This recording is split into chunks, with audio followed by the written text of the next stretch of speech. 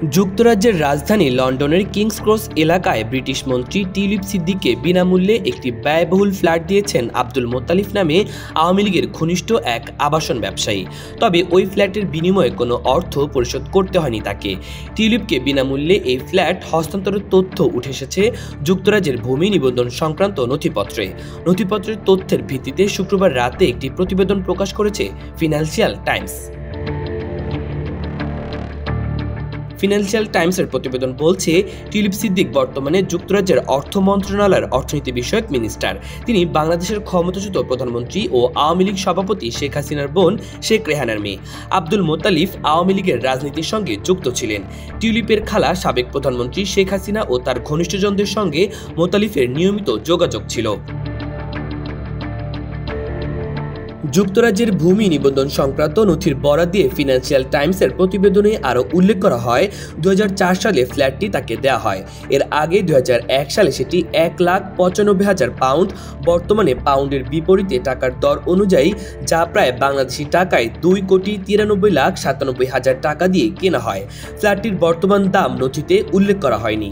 তবে একই ভবনের আরেকটি ফ্ল্যাট গত আগস্টে 6,50,000 পাউন্ডে বিক্রি হয়েছে বাংলাদেশি টাকায়, যা প্রায় 9,97,91,000 টাকা।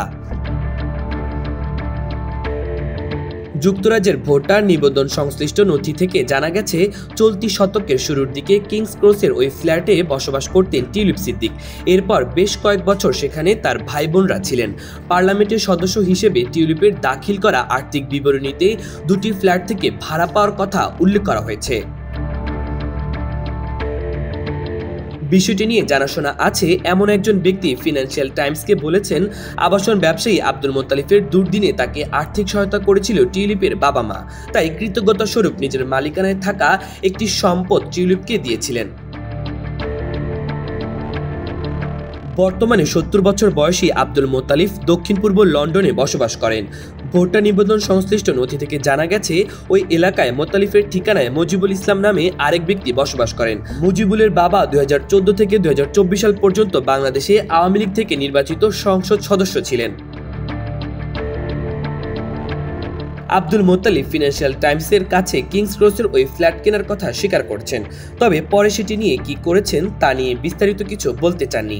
আর টিউলিপের ওই ফ্ল্যাট পাওয়ার সঙ্গে আওয়ামী লীগের সংশ্লিষ্টতার খবর ভুল বলে ফিনান্সিয়াল টাইমসের কাছে দাবি করেন টিউলিপের একজন মুখপাত্র। টিউলিপকে বিনামূল্যে এই ফ্ল্যাট দেওয়ার খবর এমন সময় সামনে এলো যখন 9 প্রকল্পে 80,000 কোটি টাকা অনিয়ম ও দুর্নীতির অভিযোগে টিউলিপ, শেখ হাসিনা, শেখ রেহানা ও সজীব ওয়াজেদের বিরুদ্ধে অনুসন্ধান করছে দুর্নীতি দমন কমিশন দুদক। গত মাসে এই অনুসন্ধান শুরু হয়েছে। মাহবুবুর রহমান ইমন, আমার দেশ।